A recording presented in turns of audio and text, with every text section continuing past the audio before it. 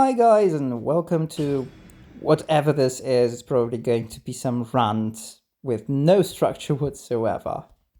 My life has been a little bit hectic recently, and well, pretty much it's been a dumpster fire really that I'm trying to extinguish with a blanket or something. It's wild. It's wild. So that's why there's no new Pyre content for now. I just don't have the energy or the time to record and to edit those videos. I don't feel great about it, but it is what it is, and just wait patiently. I should have enough time to record more next week. So today's video is going to be work related because as you may or may not know, I am a university teacher in Poland at one of the most popular and biggest Polish universities, and I teach future English teachers, or well, language teachers, and it's super fun. I love my job. As you might expect, I meet a lot of people at work, mostly young people, my students, whom I actually adore. They are fantastic and phenomenal people, with most of them with so much passion for teaching or for whatever I'm teaching or other people are teaching, because I know that not everyone likes whatever I'm doing, and they won't find it interesting or applicable to their future profession. That's fine. I didn't like so many subjects that I've been taught as a student, so as long as they pass, that's okay. I don't take it personally. So as you might expect, this video is going to be about my students, or I think more generally, because I have taught in different departments about students in general.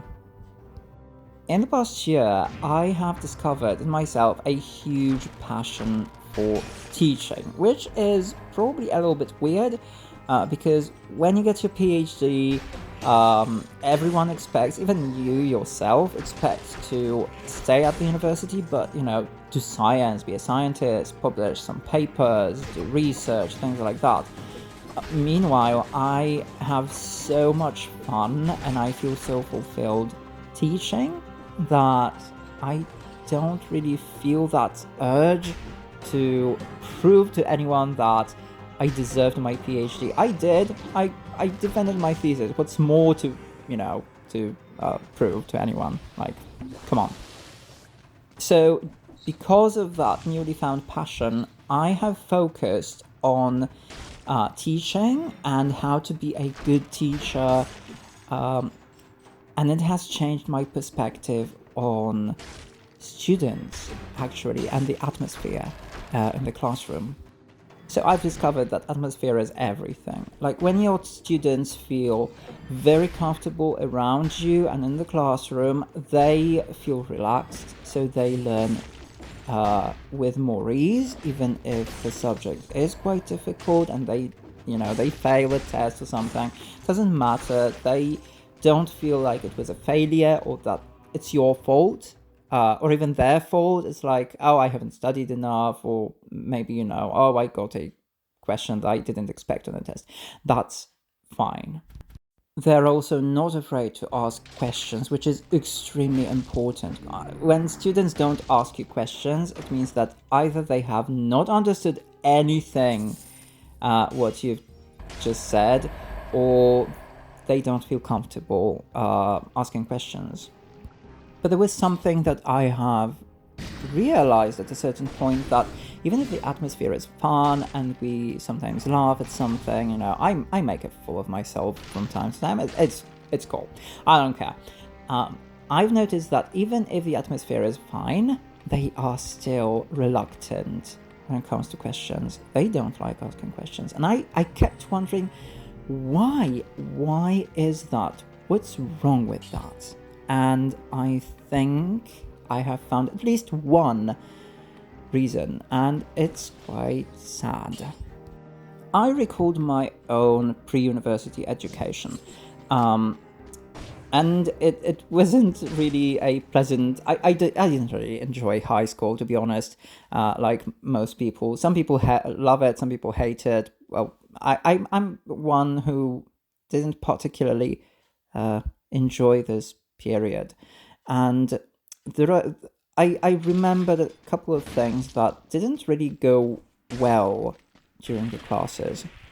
You have to remember that the core curriculum is packed. So teachers very often discourage students from asking questions because they simply don't have the time to return to something that has been already covered.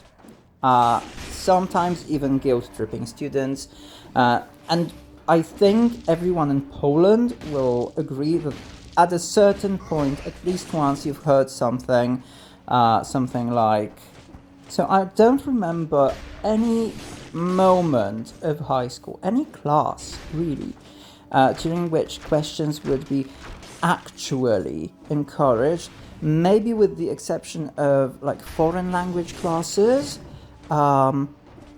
Yeah, pretty much only foreign language classes. Everything else, I think it's because the curriculum is so packed that there is no time to deal with questions of students. Sometimes teachers even go as far as to guilt trip pupils. I am not joking. I think most Polish people would agree that at a certain point in your life you would hear something like, "Oh, we have covered that already," or you're wasting everyone's time. Sometimes, yes, we have heard something like that, or you can read it in your textbook, something like that. There is no place for answering questions. But so, what's the purpose of the teacher in the classroom? But anyway, the student is basically treated as someone who should be completely passive in this process of learning. Someone who just receives the knowledge, puts in effort to remember that, and the teacher is, I don't know, is just someone who explains what's written in the textbook. I'm sorry, but this is sometimes what happens, and it's not a good way of teaching and learning. The other thing that's really important is that the Polish schooling system is so focused on testing, on checking on your progress all the time. It is important, right? It is important, but I think that some teachers don't really realize what the purpose of it is, and they go a little bit far and they take it personally. Like, I don't know if you remember, if you're Polish, maybe it does happen in other countries. Sometimes when you didn't get a good score on a test, and even if the whole, your whole class didn't get a collectively good scores, you would get scolded. The teacher would be angry. They would have very negative emotions towards it. So you would feel like making mistakes, not making enough progress was something so bad, and it's like a sin against the teacher. I am not exaggerating.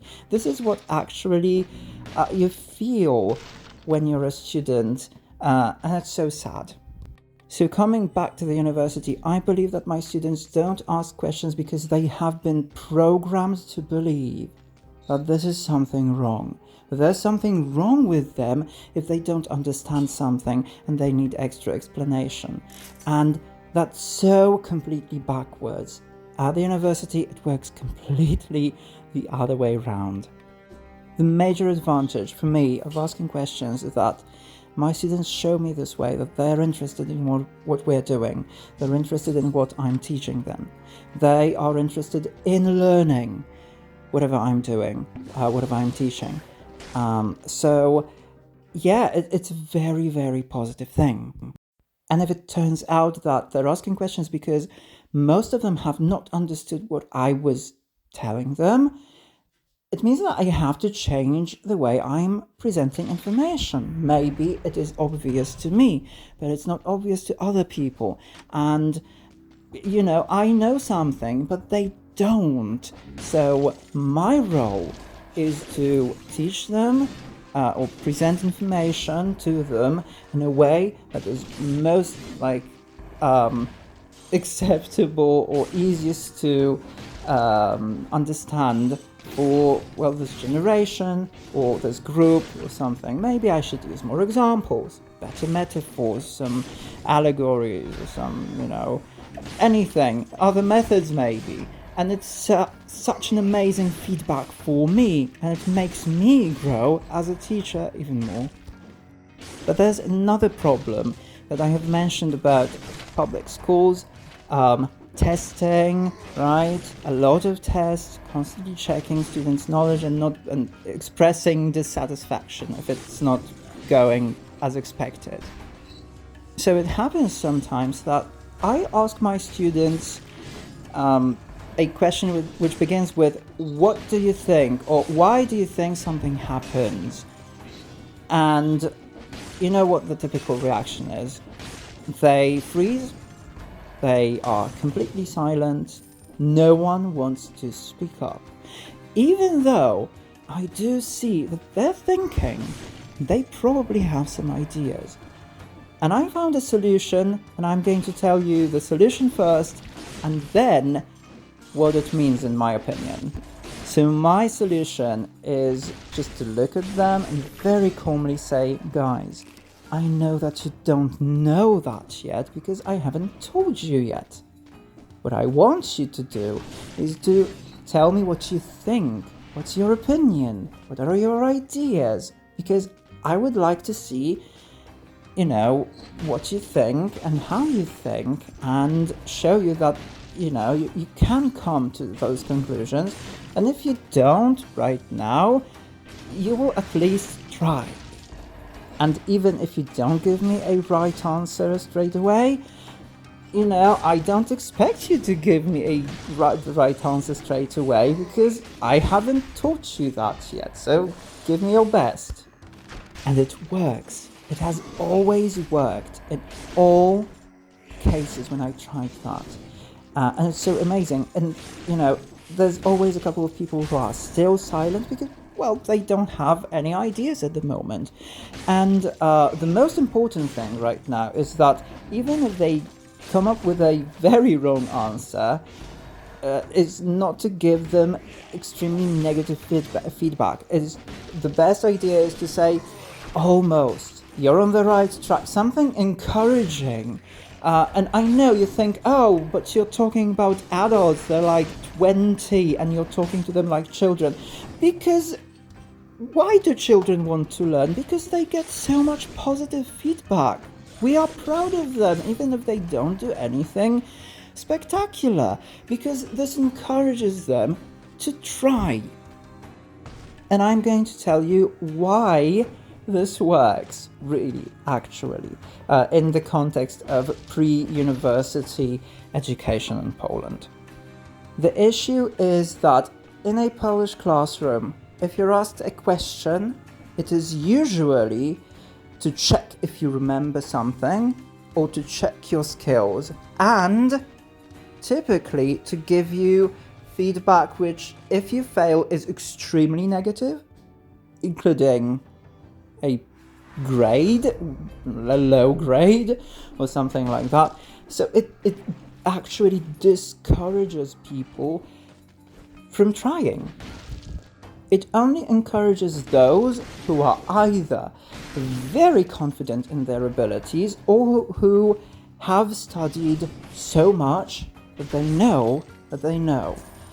But everyone else who may have a good idea are actually discouraged, because if your idea is not actually good, you might be ridiculed, which unfortunately happens.